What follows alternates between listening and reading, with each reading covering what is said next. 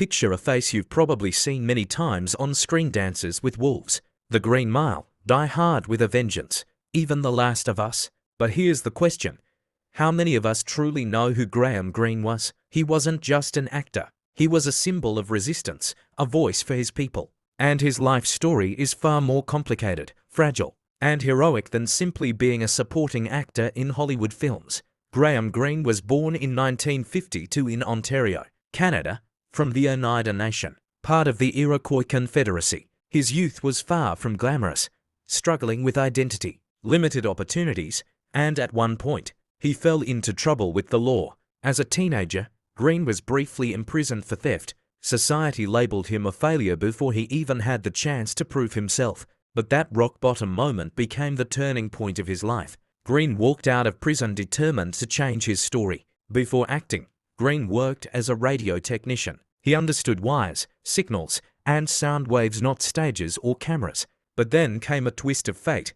Greene auditioned for theatre school. At first, just to try, but it was there he found his calling. From small Canadian theatre stages, Greene slowly climbed into the world of film, proof that a kid from a small, Indigenous community could claim a place on the global stage. The year 1990 changed everything. Greene played Kicking Bird in Kevin Costner's Dances with Wolves. The role seemed simple, a wise tribal leader, but Greene brought it to life with an honesty and quiet power that stunned audiences. The result?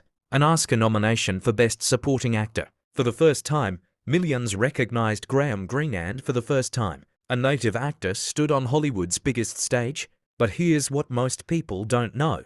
Hollywood wanted to box him in. They offered him roles as the stoic Indian warrior, the mystical shaman, or the silent native. Greene refused. He was angry at the stereotypes that reduced his people to cliches. In one interview, he said, "We're people too. We laugh, we screw up, we're messy. We don't just sit around watching sunsets in silence." His defiance didn't make him Hollywood's favorite. He was sometimes labeled difficult. But Greene preferred smaller, human roles over big ones that insulted his culture. On screen, Greene looked serious, calm, wise.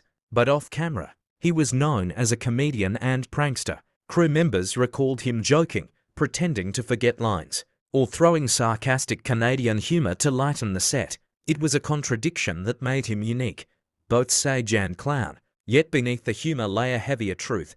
Greene struggled with depression, fame, pressure to represent his people, and the weight of expectations took a toll. He rarely spoke publicly about it, but those close to him knew he was both strong and vulnerable. After Dances with Wolves, Greene appeared in major films.